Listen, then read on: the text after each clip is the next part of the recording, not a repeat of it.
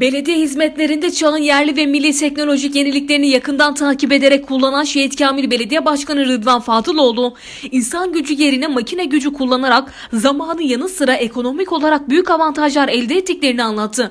Amaçlarının daha yeşil bir Gaziantep ve Şehit Kamil oluşturmak olduğunu vurgulayan Başkan Fatıloğlu, bu bağlamda gerekli gördükleri adımları sırasıyla attıklarını söyledi. Göreve geldiğimiz andan itibaren daha yeşil bir Gaziantep, daha yeşil bir Şehit Kamil için ekip arkadaşlarımızla oturduk, neler yapabiliriz dedik.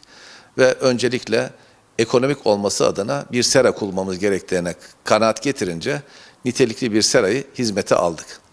Serayı hizmete aldıktan sonra bunların hepsi insan gücüyle yapılan şeyler olunca baktık ki giderler çok astronomik noktada.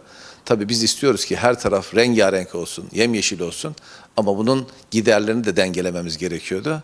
Çok şükür hem de Türkiye'de imal edilen bir makineyle günlük 200 bin fideyi direkt turufla buluşturacak, yani onu toprakla buluşturabilecek bir hale getirme imkanına kavuştuk. Bu şekilde hem ekonomik bir değer elde etmiş olduk hem de rengarenk bir Şehit Kamil'i milletimizin hizmetine sunma imkanını bulmuş olduk. Emeğe geçen tüm ekip arkadaşlarıma ben yürekten teşekkür ediyorum.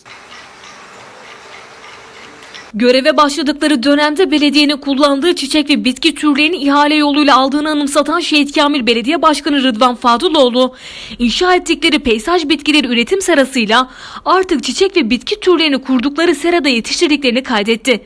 Seranın 5760 metrekare alan üzerine kurulduğunu belirten Başkan Fatıloğlu, 6 tünel 638 masadan oluşan serada havalandırma, ısıtma, sulama ve gübreleme işlemlerinin tam otomatik bir sistemle yapıldığını söyledi.